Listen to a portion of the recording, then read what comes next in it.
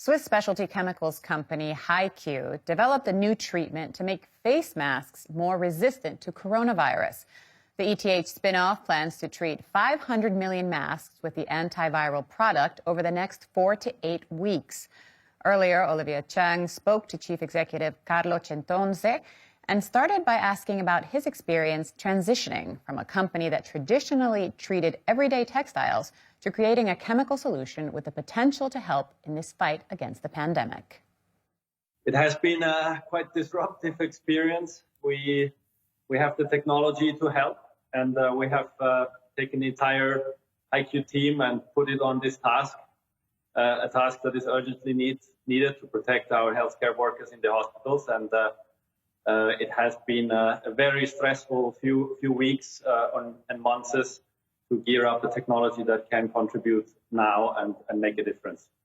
Let me pull up an example then. So if we take any mask that has been treated by these chemicals, what is the chance that it will actually block the virus? And how would that compare to, say, a mask that I can pick up at any pharmacy? We have conducted extensive good laboratory practice research on manifold viruses, including coronaviruses. We see consistently that we have a 2-log higher reduction on contact. So we have a contact kill technology for the viruses.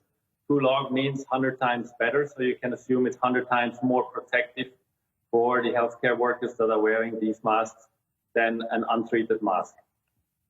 For those who are not chemical specialists, walk us through step by step how it can actually increase the resistance to a virus like coronavirus. Now, the coronavirus is an enveloped virus, like most of the pathogen viruses that humans can contract. Enveloped means it has a membrane, sort of a membrane, a pericapsis, which is a part of the human cell when they are budding. And this membrane is very sensitive. It contains cholesterol. And we can, with a double approach of a silver technology that HeiQ manufactures from its beginning, as well as a booster made out of a vesicle technology, we can manage to quickly capture the viruses and then in seconds deplete the cholesterol content of their membrane and thereby deactivate them completely so they are not virulent anymore.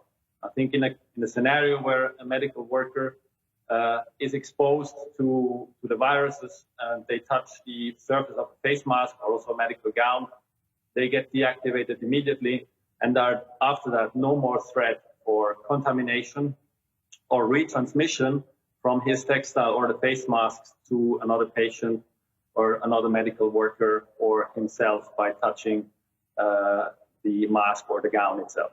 So is it right to say that your starting point will be the face mask, but eventually this solution can also be applied to other things like gloves and medical gowns, curtains even?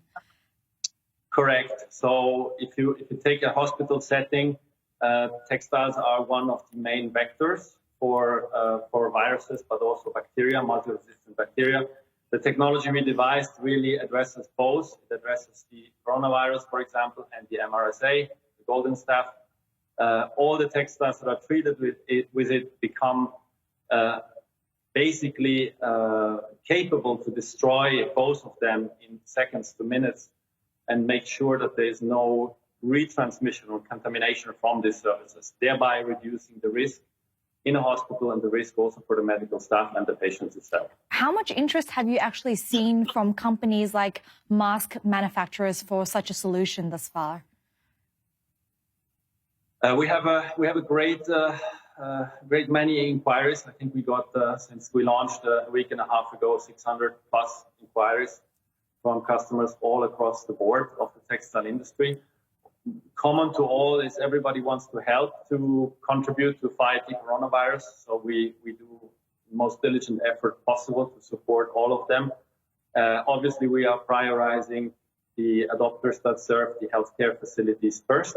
And as soon as we have scaled up to sufficient capacity, we will broaden our scope also to other applications, like, for example, curtains in hospitals that also have a potential for contamination with pathogens. How many treated masks or other items are we talking about here that could potentially be on the market over the next couple of weeks? At the moment, we have requests for approximately treating 500 million masks in the next 4 to 8 weeks. This is something we can handle. If we have more requests that will come in, we will go and ask our competitors to work with us to manufacture sufficient quantities.